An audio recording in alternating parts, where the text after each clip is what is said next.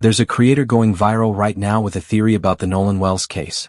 I'm not here to just call it crap, and I'm not here to co-sign it either. I'm here to separate what's actually known from what's being guessed at, because that's what you deserve, especially with a story like this. A lot of creators are speculating in ways that could seriously hurt the young people involved. Stick around because the real truth is at the end, and yeah, we're gonna call out what needs calling out. I mean, we loved him dearly. Yeah, Nolan was like a brother to us, and I can say without a doubt, nobody wants to know what happened to him more than we do.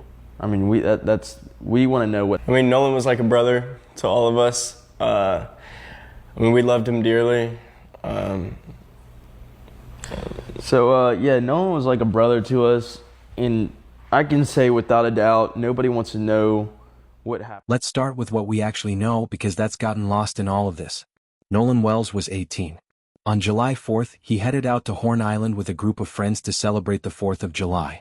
That boat left the dock around 9:56 in the morning, and we know that because it's not a guess. It's GPS data pulled straight from the Mississippi Department of Marine Resources. They got to the island a little after 11. At some point that afternoon, the group started heading back without Nolan. His friends say he chose to stay behind. Around 4 p.m., the boat carrying his friends put in a distress call. There was a mechanical issue, the boat was taking on water, and they called a private towing service to come get them off the water. Nolan's body was found 2 days later, on July 6th, in the water off Horn Island. That's it. That's the confirmed timeline.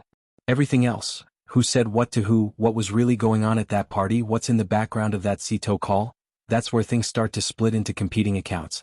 And that's exactly where a lot of creators start filling in the blanks with guesses dressed up as facts. So before we get into the viral theory, I want to be really clear about something. Authorities have not released an official cause of death. The case is still active. Nolan's family has hired civil rights attorney Ben Crump and pushed back hard on how this investigation has been handled. So this isn't settled, but unsettled is different from here's exactly what happened, which is the leap a lot of this content makes. This I'm probably going to take a couple days off because my brain needs a rest after the last couple of days. Now we know for sure that there was storage in the bow of the boat. Alright, so now at this point, I am pretty sure that the Triton was there all day. They didn't switch out the boats. And I'm also pretty certain at this point that this is a real video because there's one single frame where you can see Bart's boat and you can also see the toes of somebody like dangling them off the water. So if the picture or video were AI, it would be a really bizarre thing for it to just kind of throw in. But there's zero question in my mind that this video has been altered. So then the question becomes, why would they alter this video?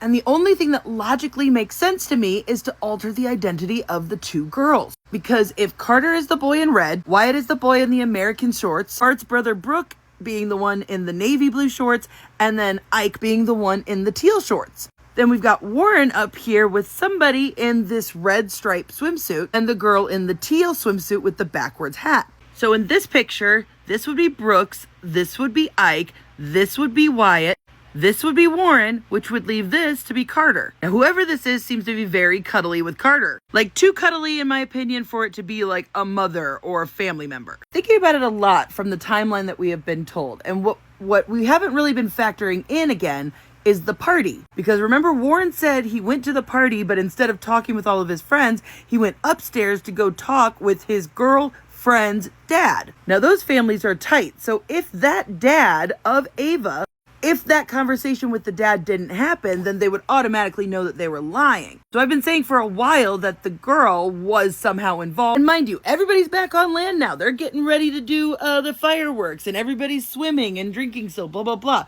So what's the excuse for no pictures at that party? They've explained it all away during the day, but at this point, they're all just being teenagers and having fun again, right? So I'm thinking that the brunette girl is Ava, the girl whose house they went to. And she's pretty close with Warren and the Pyrone family. And they're full speed running. And then after that, I didn't see them anymore. I think you were on the boat. You start from there? Yeah, so after we planed off, Wyatt kept the boat pinned the whole way in. We ran into the mouth of Fort Bayou, where we came from originally. And we turned into Fort Bayou, went in the channel, ran probably 500, 600 yards into Fort Bayou. Wyatt had jumped out of the boat, put the plug back in the boat so access water. So water didn't keep pushing and filling back the boat. According to their own words, they went into the mouth and then they turned and they went about 500-600 feet. Now, mind you, the party house is right around, but they go past it and then loop back around. However, Warren just admitted that at some point they had to stop and Wyatt jumped in. And even then, you heard him stuttering over the story. Like, it wasn't a smooth transition. Because I think they dropped her off. Which would explain why they would go back to this party, because obviously they can't cancel the party. That looks really suspicious. Then, my theory has always been that the guys all, like, broke off and, like, talked to the parents about what was going on. And that's when they formulated their whole, we'll call her and then we'll call the Coast Guard plan. Remember, she is related. Somehow I can't figure out, but she is related through marriage to the lieutenant that wrote up the very initial report we've seen. Because remember how Morgan claimed that the picture of the boat stuff was circulating around Snapchat and stuff, even though Christine didn't post it to her Facebook page until the next day. Listen to this. His mom was, what was he wearing?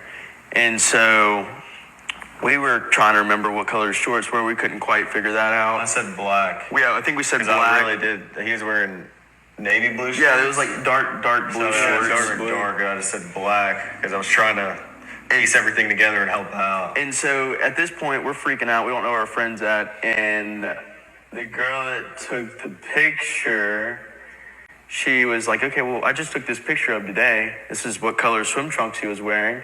And his mom asked for that to post on Facebook to say, if you've seen him, whatever, this is what he was wearing. So remember, the girl who took the picture with the digital camera was on Wyatt's boat at the beginning of the day and then was there with them at night when they were having this discussion. So she had to have been there at the beginning and at the party at the very least. Then we remembered that the original shorts picture, well, that wasn't the color of his shorts, as we now know. So we also know for a fact that this picture did not get sent to Christine until July 5th, meaning that they had to have had that picture and then not sent it to her for hours. Because they also said this. And so that's what we sent to her, or that's what she sent to her, because we're just trying. So they corrected themselves. He said, we sent it. No, she sent it. And on July 5th, Christine said that they have been up for almost 48 hours straight. And then the very next post above it are the same pictures, but better quality. Why did it take so long to get these pictures to them? Oh, and y'all, now that I said that, I realize, so all of these pictures had to come from the same digital camera, right? Meaning this picture did as well. And since I've already proven that this picture had used AI to do something weird because, you know,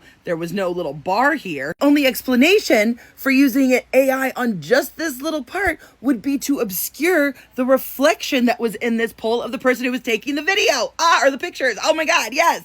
That makes sense. Love it when I figure that stuff out in real time for you on camera. So it makes sense to me that this photo video thing was altered to cover up this girl's swimsuit. Because let's face it, this swimsuit is the ugliest thing. It has like supposedly like sleeves and it's a tankini, but it goes like in a weird cut, but it's ugly. It's ugly and it's clearly not what these debutante beauty queen girls are wearing to a 4th of July beach party. So I'm like 70% sure that this is Ava. Oh wait, oh my God. Wait a second. Shown y'all guys before that there's 4 boats out here in this little cluster, right? But I'm looking at these weird pink lumps and stuff at the front of the boat, Bart's boat here. Is that a pile of life vests? Because I'm realizing there's not 20, 30 people on all of these boats. Like I'm seeing 10, 12 people here tops. Let's not forget what a full house looks like on these boats. Because even in this video at the meetup place, there's not 20, 30 people getting ready to get on these boats. I mean, the boat left at 9:56 according to the GPS. We got like 7, 8 people here, like 6 people here. And also, if they were legitimately needing to be towed and they were trying to get the water to run off, why are they all spread out on the boat? Why are they on the boat in general? Why didn't they just get off on land or get on another boat? Trying to get the boat to tip up and go planing, why do you have over half the boat on the front of the boat? These are experienced fucking fishermen. They know better than that. Yeah, I can't believe I've never thought of that before. If the boat was sinking, why are they even on the fucking boat? Yeah, and if it was so common and so easy to get, you know, rides back with other people, you know, strangers on Horn Island, why did they need to load everybody on the boat? Or were they yelling at Nolan to get on the boat? They didn't need to get him on the boat. And now that I'm looking at this, doesn't it look like Warren is on the phone? Could this have been when he was calling his mom 8 times? Also, one more thing that stuck out to me. We called law enforcement. I was with Wyatt at the time after we left Jackson's house that night. I was with Wyatt and one of the one person we were with saw that their location was actually headed towards Wyatt's house. And so Wyatt got on the phone with 911 and was like, hey, these people are on the way to my house or already at my house. My mom and my dad are there alone, and they know nothing about this. He stumbled over his words from beginning to end in that story, so I don't believe any of it. But the one thing that sticks out to me was the phrasing, they don't know anything about this. If people are heading over to your house, why wouldn't you call your mom and dad before you called 911? Because it sounded like he was trying to keep his parents out of the loop of this story, which as a teenage boy implies that you have something to hide. Just a lot of different things to think about. A creator who's put together this whole breakdown of the boat footage and the photos from that day, and it's gotten a ton of traction. I want to be fair to what she's actually arguing because I think that matters. Her theory rests on 3 main pillars. First, she believes at least one piece of footage from that day has been digitally altered. She points to a section near a pole in the frame where she says something's been edited out. Second, she thinks the official timeline the group has given doesn't hold up, specifically the part about the boat taking on water and where it went afterward. And third, this is the part that's really driving the views, she believes somebody's identity is being deliberately hidden. She spends a long stretch of the video trying to match faces in group photos to specific names, and eventually lands on a theory that one of the friends was secretly involved with someone that night, and that this is the reason certain footage was altered. Clip 2. I'm not going to walk through her identification process step by step, and I'm not going to say the name she lands on, and here's why. Even if she's completely wrong, repeating it just puts a specific name in front of a bigger audience attached to an accusation nobody's proven. If you've already seen her video, you know what I'm talking about. If you haven't, you're not missing anything you need. What matters for us is not who she thinks it is, it's whether the way she got there actually holds up. And that's where I've got some real problems. Let's start with the AI claim because it's the foundation everything else gets built on. Saying a video is AI altered is a specific, checkable claim. It's not something you land on because a section of the frame looks a little off near a pole, or because a reflection isn't where you'd expect it. Real verification of that kind of thing means frame-by-frame forensic analysis, looking at compression artifacts, checking metadata, running it through actual detection tools, ideally having more than one person independently confirm it.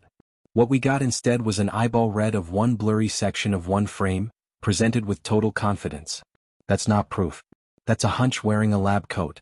And this actually matters a lot here because we know for a fact that AI-generated content has already been part of this case. There's documented reporting on fake images and videos circulating online about Nolan Wells specifically.